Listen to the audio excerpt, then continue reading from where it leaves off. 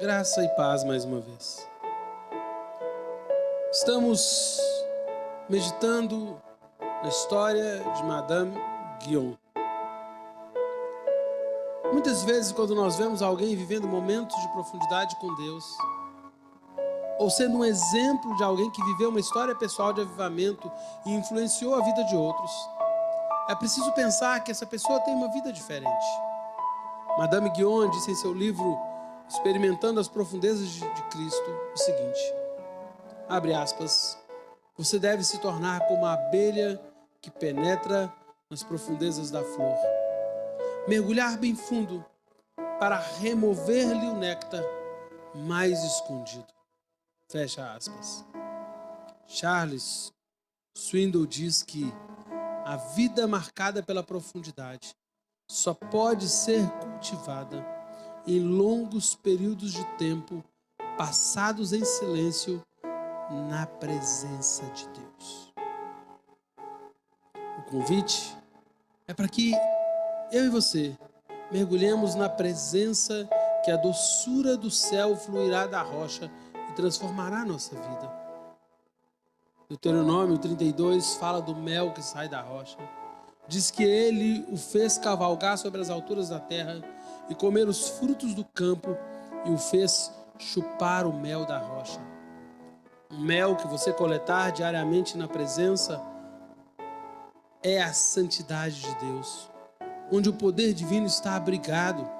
Assim como o mel afeta profundamente o alimento que ele toca, a santidade afeta a nossa estrutura interior.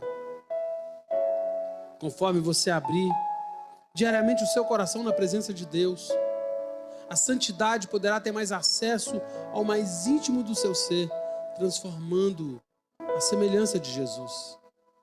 Ele, Jesus, derramou o seu sangue para nos tornarmos santos. É a santidade de Deus que nos manterá longe do pecado. É a santidade de Deus que transforma o nosso caráter. Trata-se de algo divino que só pode ser coletado na atmosfera do céu. É inerente ao caráter de Deus, porque Ele é santo e nos fez para sermos santos para o louvor da sua glória. Essa mulher, Madame Guyon, nasceu na França em 1648 e desde cedo começou a buscar comunhão íntima com Deus. Rick Warren diz que Satanás tenta limitar a sua oração porque ele sabe que a sua oração vai limitá-lo. Em 1668, ela teve a plena experiência do amor de Cristo. Depois disso, ela passou a gastar tempo em oração. Em 1676, ela sofreu a perda de filhos, sofreu a perda do marido, do pai e de uma grande amiga. Porém, tudo isso serviu apenas para que ela aprofundasse sua experiência com Deus. Embora sendo uma mulher muito popular e admirada por muitos membros influentes na corte, ela passou a ser perseguida e foi aprisionada várias vezes por causa de sua fé. Manteve uma enorme correspondência, seus trabalhos preencheram 40 volumes. Seus escritos mais famosos foram Um Método Muito Curto e Fácil de Orar e também sua autobiografia. Os escritos de Madame Guyon, experimentando as profundezas de Jesus Cristo e experimentando Deus através da oração, influenciaram grandemente homens como John Wesley, Watchman Nee, C.S. Lewis, Zinzendorf, Andrew Murray e milhares de outros cristãos, encorajando-os a mergulharem em níveis mais profundos na presença de Deus. Madame Guyon amava o Senhor plenamente. Ela dizia, a maioria dos cristãos não percebe que é chamada para uma relação mais profunda, interior com o seu Senhor, mas todos nós somos chamados às profundezas de Cristo, tão certo como fomos chamados para a salvação. Madame Guyon escreve em seu livro As Profundezas da Oração como você deve se desconectar das atividades diárias e dos sons da terra para se ligar ao Senhor. Como um exercício espiritual definido, ela dizia, primeiro, logo que chega à presença de Deus, permaneça em silêncio respeitoso por um pouco de tempo.